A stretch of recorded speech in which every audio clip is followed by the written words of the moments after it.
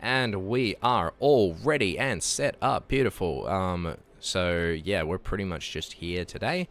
Lovely. I wish I had a little thingy for you. I usually have like a little dude that's like a little guy with everybody that ends up joining. You know what I mean? Oh, oh, I see. Unfortunately, I don't have one for you, but Ah, that's it's okay. all right. It's all right. All right. Yeah. So let's have a look here. I'm just gonna quickly, I need to post on Twitter that I am streaming. Fortsy, hello. Hey guys, what's up? How are we? So I've actually got a guest here today, who is joining me for the purposes of everything we are doing here. Just for today, just to say hi, ask me some questions, and that is a Japatronic from the Hey. desert, one of the groups. Say hello, Yeah. Japatronic. Hey there. Yeah, it's me, Japatronic over here. I'm the leader of Pubtown. I was the leader of Pubtown before I died, at least. I'm over here interviewing Fortsy for a video that I'm making over on the desert POV of the entire thing. Making a documentary over here. That's at least what I'm trying to do. Awesome. Yeah, so I'll pretty much be answering some questions, because, why not? And I figured it was best to do that while he was here. And, I figured you guys would be interested in hearing the perspectives as well. So yeah, that's pretty much it. Apparently, you get drops by watching me on Overwatch, supposedly. Which is awesome, even though, I haven't done anything. Returning chatter, hello guys, hello, how are you all doing? Nice to see all of you.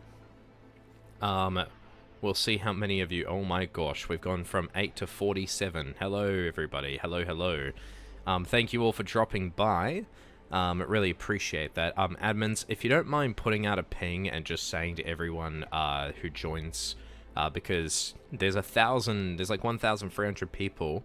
Not everyone might be aware of the Twitch ping, so please make sure that they are aware. Maybe do like a reminder ping just to let everyone know. Thanks for the drops, by the way, because I don't watch any other Overwatch streamers. No problem. I'm glad to be of assistance. Anyway, before we play Overwatch, Japatronic's going to ask me some questions. We're getting an exclusive interview over here. So, yeah, Japatronic, feel free to take it away. All right. Thanks for the interview, first of all, and I'm really happy to be here.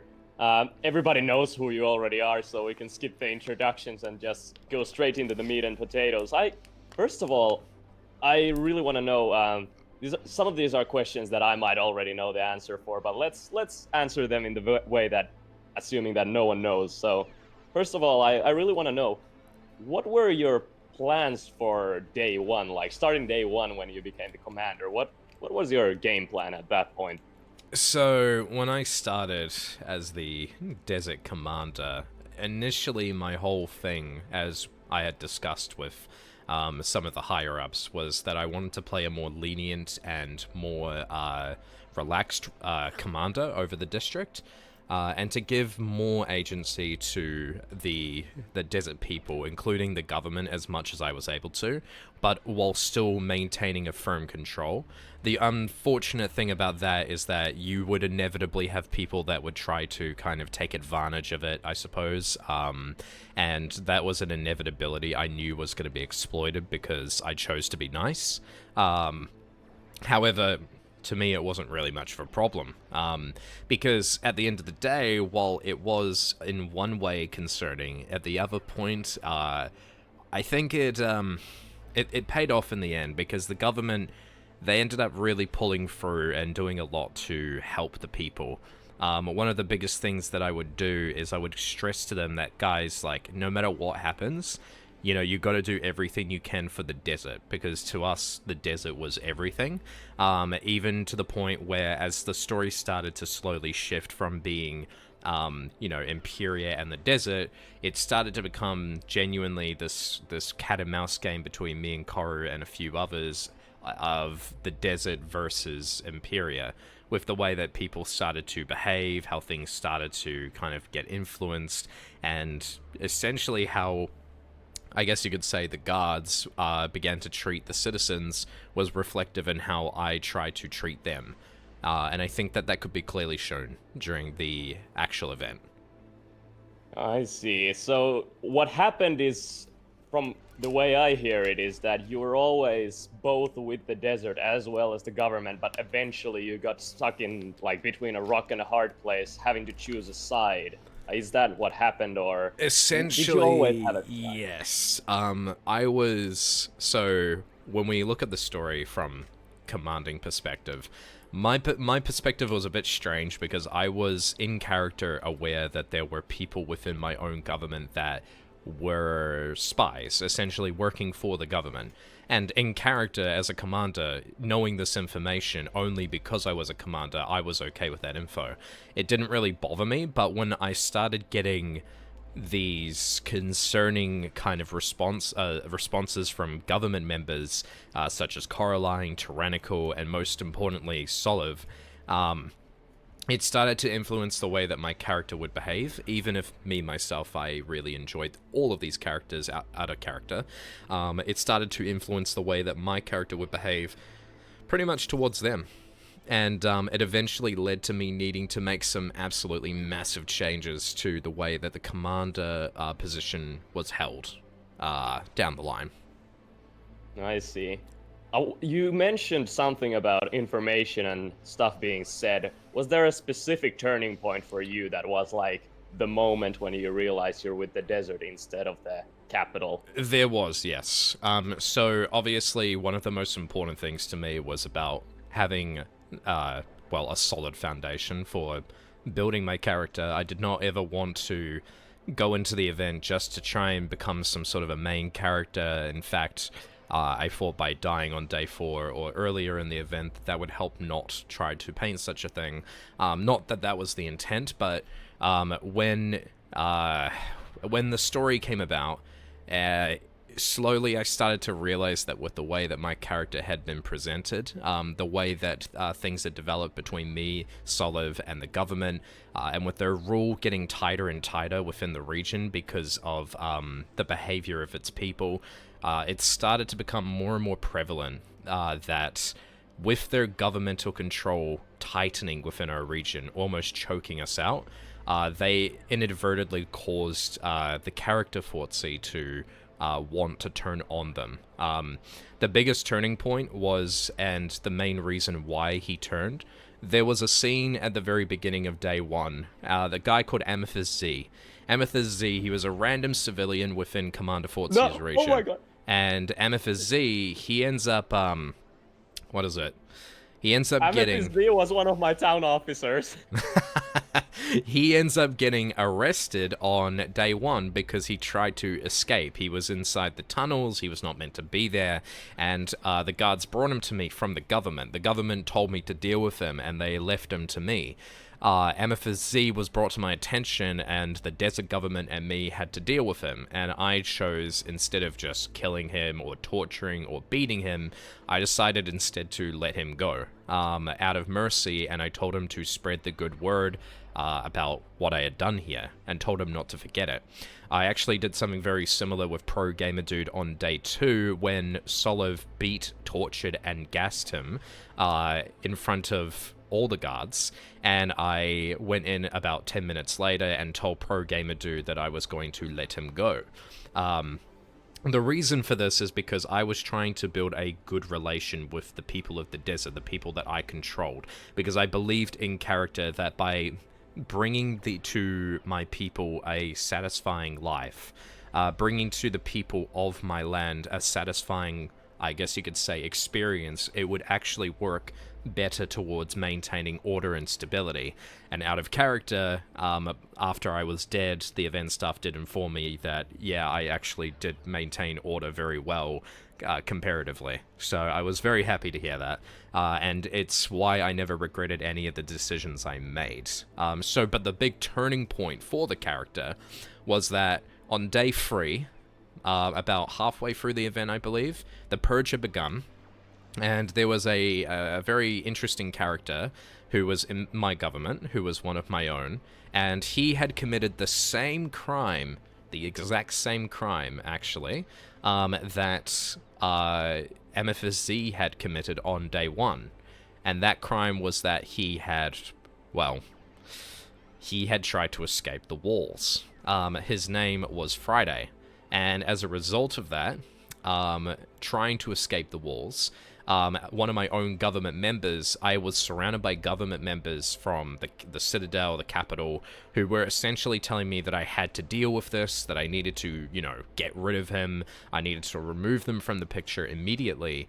And this was a bit concerning, a bit worrying, because, it's not as if I really had a choice. My whole point of the character was to try and take things diplomatically, but still be firm and fair on everyone. That was highlighted in my speech that I made to the entire Desert District, which I believe to be very important. At a certain point, when Friday got knocked off the edge, it ended up causing a bit of, resentment to build within the character, and by forcing me to kill one of my own members, by being surrounded and pressured by members of the capital as if it was normal, it turned my character quite bitter, I guess you could say. And this more lenient commander started to turn into a man who was genuinely bitter as a result of what someone from the outside had done. And it made it more and more prevalent that the desert was my home, not Imperia. And I would say the biggest turning point was genuinely because of Imperia, just choking it too hard. I think they tried to apply too much pressure and they snapped it in half by mistake. I see. Can I, by the way, just say that you're great to interview? This is a pure gold mine of lore that you're dropping right now on me. Yeah, I didn't really record or stream any of it, so this is the first time anyone's really hearing it in a recording POV. I see, yeah. Yeah, I mean, I heard, the first time I heard that you're a good guy was, when Amethyst told us. As I said, Amethyst was one of our Pubtown officials, and I was like, oh, okay, Fortsy is on our side. So you were clearly, upkeeping, relationships with everyone from the desert. I want to just ask, was there a specific faction you distrusted or trusted more than the others, or? Yeah, so in character, because I was the commander, I was made aware of a lot of information, and I was always reported to about a lot of info that I would always try to make sure we got from non-metagaming sources. We wanted to make sure that none of that was done. So, but there was one group that I did distrust, and one of my own chat is telling me not to say them, but it was the Beagle. And there was a very specific reason. Coraline in character had informed me prior to the day 3 events that Yemis was a plant in the government from the very beginning. She was a mole. And as a result of that, I was aware that I would have to kind of make sure that she won as governmental figure in the desert. And what's funny is that on day 3, at the very beginning of the day, Tyrannical approaches me and he says, we need to make sure that Yemis wins, right? And I was like, of course, absolutely. But in the back of my mind, I'm a bit hesitant to kind of go through with this. I didn't have an in-character reason to resist it, to deny it, to go against it. So I went along with it, even if I thought the idea of a governor being in a position like that, who was a mole, could be scary, could be divisive. I went along with it because in character there's no reason for me to resist. I didn't have an in-character reason to rebel against it. But then she just randomly dies. And a lot of people still think I did it when I had nothing to do with it whatsoever. I thought it was the DMC. Yeah. Zin informed me that it was one of their own, but then I'm told it was other people, and I still don't know the full truth, to be honest. I just know that someone else killed them, someone completely unrelated to me with Yemis and the others, and I just got blamed for it, because it was easy to manipulate information when no one knows who's telling the truth. And yeah, I'm sorry about that. Oh, it was, dude, no worry. It was me and Somniator. Oh, really? Yeah.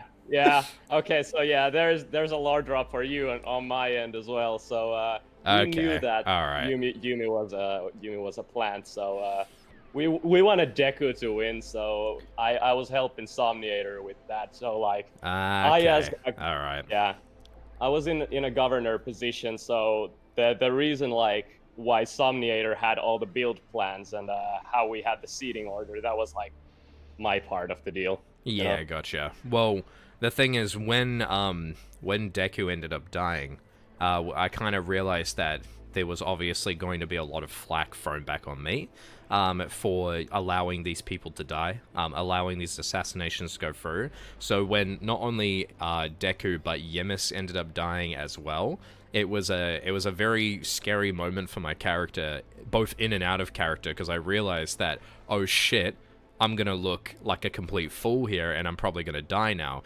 And the worst part is, when that happened, I got a message from Tyrannical. The moment Yemis died, Tyrannical said, "You failed the desert." And I just went, oh fuck. And then he just messaged me, goodbye. And when I heard that, I went, you know what? I'm dead. I'm so dead. Soliv is coming as well. I'm dead. This is the end for me. But surprisingly, Soliv enters the desert on day 3, and everyone's dead. And well, I had been talking with someone on day 3, because on day 1 and 2, I went around and tried to talk with a fair few people to try and I guess explain a few things, to try and get an idea of the kind of groups we had. One of the groups I ran into on day 1 and 2 was the Slimes.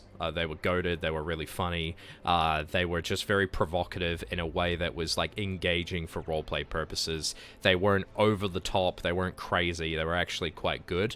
But the group that they contested with was DMC, and specifically there was a character in there called Zin, and I really liked Zin. I thought Zin would have been a really good fit for governor, and knowing what I knew, as, you know, my trust in the government slowly started to disintegrate, I wanted to kind of promote Zin to become the governor. And it ended up working out in my favor that by the end of day 3, they'd killed Yemis and gotten rid of Deku, who were the both top 2 of the most wanted people in those positions. It's just a shame what happens to Zin on day 4, because both me and Zin realized how sad it was that they had to die the way they did. But anyway. Yeah, and then Betsy became the governor, the pig. Yeah, Betsy the pig. You know, they were the second most fucking voted, believe it or not. For anyone in my chat who doesn't know. Yeah, no, after Deku died, me and like all of Pubtown as well as all of the Red Highlands decided that we were just gonna vote for Bessie, because like the thing is, Yumi's death. I'm so happy that you said the beach, by the way, like in character, because I was a bit nervous in heaven to tell you that I was a part of that, you know? Yeah, it was very nerve-wracking, because a lot of people in chat, I've been looking over Discord over the last like week and a bit, ever since the event ended, and people still think I'm involved in that, and that I was like a horrible guy, and that I did bad for the commander position. And but the thing is, I had nothing to do with that, and it's very scary seeing all of the stuff. Yeah, but hey, now that everyone over here on the stream knows, everyone can say that Fortsy had nothing to do with it, and I had everything to do with it. So, well, I'm glad that I'm being interviewed by the literal assassinator of this whole event, so that's awesome. Nah. Somniator was the assassin, I was just the informant. I don't want to take too much credit. So yeah, I sort of had a question like relating to your death, but like sure, it was about like, what do you feel like was the main issue that led to your death? Was it the assassinations, or was it some other information? No. So day 4 was, unfortunately, out of like, for anyone who doesn't know what I did, it just looked like I died randomly, and like, you know, I was just publicly executed because, you know, like there was an hour-long purge. Fortsy, what the fuck? No, on day 4, we had probably the biggest fucking, like, it was some Death Note type shit between me and, like, the rest of Imperia, and I fucking adored it. I absolutely adored how awesome it was. Essentially, we had a back and forth between me, Coraline, and Canary. So, essentially, when day 3 came to an end, I kind of started to realize on build day that people had been digging a bunch of tunnels underground to escape, and with the death of both Deku and Yemis, I realized, oh shit, if I don't do something about this situation, and Soliv has already dragged me around on the end of day 3 during the Purge. He made me go up to multiple characters and apologize directly to their faces, and dragged me around and pretty much said, glory to Imperia, you know who runs this place, that's me, Soliv said. And I pretty much was just forced to endure all of it in character. It was what turned my character bitter against Soliv directly, and that is what led into the events of day 4. Where instead of going into the Discord chat for Imperia, where we normally kind of talk about what we're going to do, our game plan, we usually had a rotation system. Instead, I couldn't trust even my own desert government, because I knew that my desert government was loyal to the desert, and I was looking like a fool because of what had happened. And I realized that if I tried to do anything with my desert government, I'd be dead. If I tried to do anything with the civilians, I would likely die. If I tried to do anything for Imperia, I would likely die. I saw death flags in every direction I looked, and I started to realize that it didn't matter what I did because I was likely going to be dead anyway. So instead of, deciding it would be a good idea to, try to survive, I decided to go and, find a way to involve myself that would play true to the character's actions, play true to the character's behavior, but still allow me to do something that would impact the narrative without trying to destroy it. And unfortunately, it ended up causing a bit more than I expected it to. I'll be real with you. Yeah. But anyway, so the narrative had pretty much doomed me based on where I was at. And I was informed out of character that Imperia was not going to act unless they had, like, solid reasoning to go after me. But the problem wasn't just that. It was the fact as well that because the citizens in build day, they had been digging tunnels, they were all able to leave whenever they wanted. So it didn't matter what I did, they were all going to start escaping day 4, day 5, day 6. And if I just continued running the government as I did, nothing would have changed for the better. The desert would have just faded into obscurity, and nothing would, I guess, genuinely nothing would have changed in any positive, significant way. In hindsight, I wish that build day didn't allow anyone to create tunnels out. I would have extended my time in that position till day 5, maybe even day 6 if I had the chance. But unfortunately, if I hadn't acted then, it's very likely Imperia would have had a very good reason to view me as incompetent, remove me from the picture in silence, and continue Imperia's rule without any uproar at all. So, and also, not only that, I was constantly under stress of who in my own desert government could I trust, because out of character, in hindsight, I'd been made aware that they were planning to kill me if because I was viewed as a liability by the end of day 3. I was not only viewed as a liability on that end, I was also considered a problem by the spies within the desert government who were working for Imperia that I was not aware of. I was aware there were spies in character, but I didn't know who they were. And that made it even worse, because I couldn't trust anyone at all. And that made it horrible for figuring out who I could really work with. I couldn't even work with my vice commander, who, out of character, I learned after the event was also part of that assassination squad if, you know, the desert needed to be cleansed of a shitty commander. So instead, I decided the best thing that I could do in this situation was make an impact that would screw Imperia over and unite both the citizens and the government in a way that was impactful to the narrative, in a way that was consistent with the character's actions. And essentially what I did was so incredibly powerful, I did nothing. Exactly what they expected me to do. Nothing. I did nothing at all. I sat there, I stood on the wall, and Canary and Caroline were asking me, what are you doing? Like, where are the people on the walls?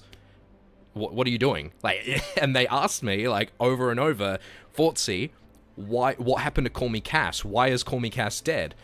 But the day before, on day 3, I'd actually gotten a little hit list together, and I asked Dario and a few others, hey, there is a hit list here.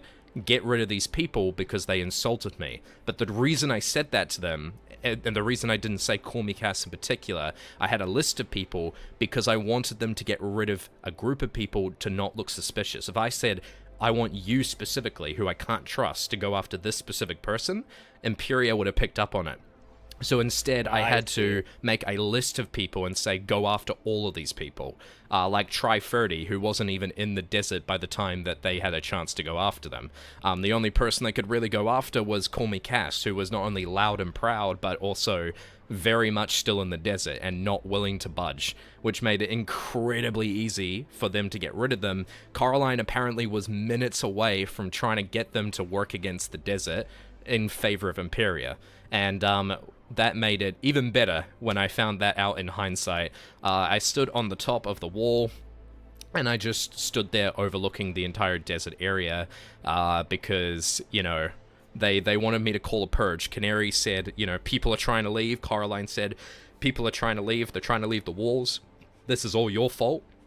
And I said, okay, all right, well, if it's my fault, well, you know, what do you want me to do? Well, I want you to, you know, create a purge. Canary said that. Call the purge and have it set. And I'm like, all right, no worries. We did the purge. And I sat on the wall and watched over, and I laughed when no one was killing each other in the purge, at least initially. Yeah. Because I knew the people of the desert were working together. And the problem that I had as the commander, and this is what sucked the most, I couldn't let the people of the desert know that I was on their side. I couldn't do that, because if I did, Imperia would know, because there's spies among civilians. There's spies among the government, including my own desert unit. So I could not tell anyone what my plan was. And I did it in a way that allowed everyone to work together, that allowed me to become a martyr, for allow Imperia to be crumbled from the inside out. And that is what essentially led to the turning point of the narrative. And, yeah, glory to the desert and all that stuff. So glory to the desert. Yeah. Yeah, I think your plan definitely worked out way better than it worked way too expected. better. I did not expect it to work as well as it did. Yeah, it was crazy. 100%. Like, from day one, as I said, Amethyst told me about you. I was like, all right, Fortsy's got us covered. Like, I knew you were on our side from day one. Appreciate but, like, it. Yeah, I do have to say, you mentioned about the tunnel digging on build day. Like, I did. I think it's a real shame that what happened with the lag, especially on the first 2 days, because then that means that the narrative sort of shifted to people just, like, you didn't have much time to roleplay on the first 2 days. No, you didn't. The problem is that when you look at it from a narrative perspective, especially if you look at it from the lens of, like, a video, 4 days is plenty enough time, right? But when you look at it from the perspective of what we in Minecraft actually experienced, one day was lag for about 2 hours with about 40 minutes worth of actual gameplay with not crashing and the server being destroyed. And then the second day, the voice chat was bugged and it was still laggy, and, you know, it wasn't great. Obviously, the devs did an amazing job, and they were faced with a lot of challenges, so W to them. But, like, there was just so many problems coming their way.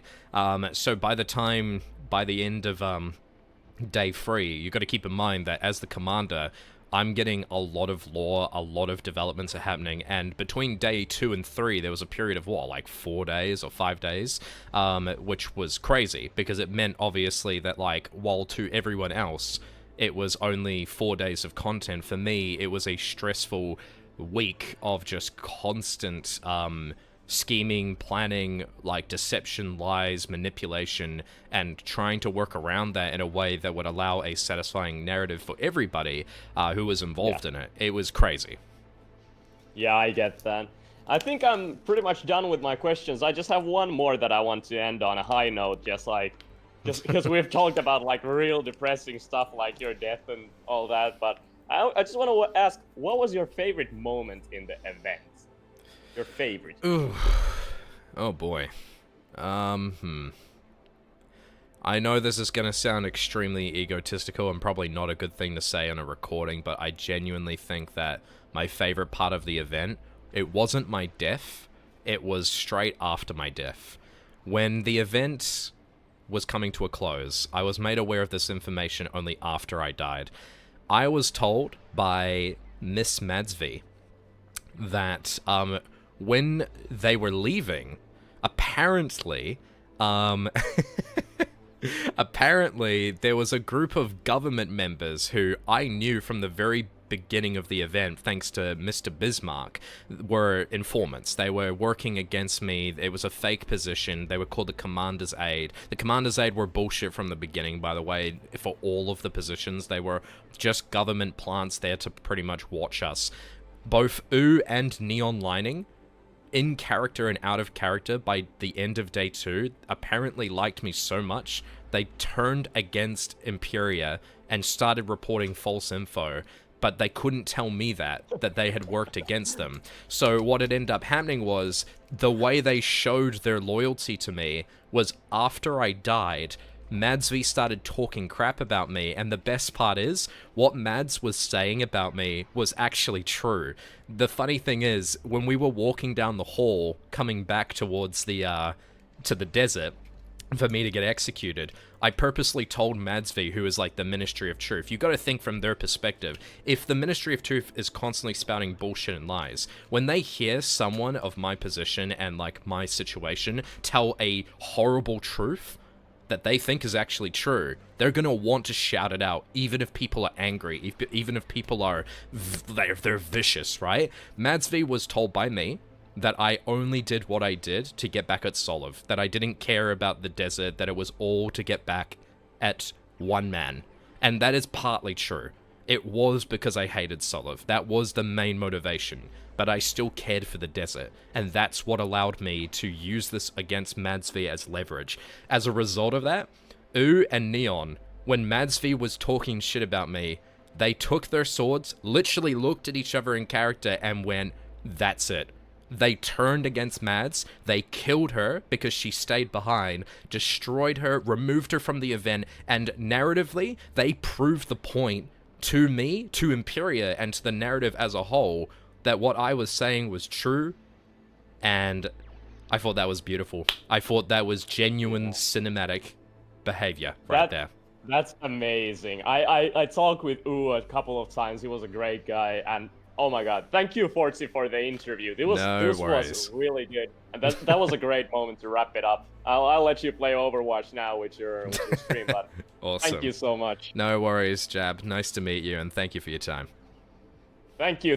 See you later. See you later. Bye-bye. Alright, guys. We're pretty much done. And yeah, no, so, just so you guys know, that's exactly what happened. It was awesome. I fucking loved it. Alright, well, we'll pretty much continue on, and we'll play some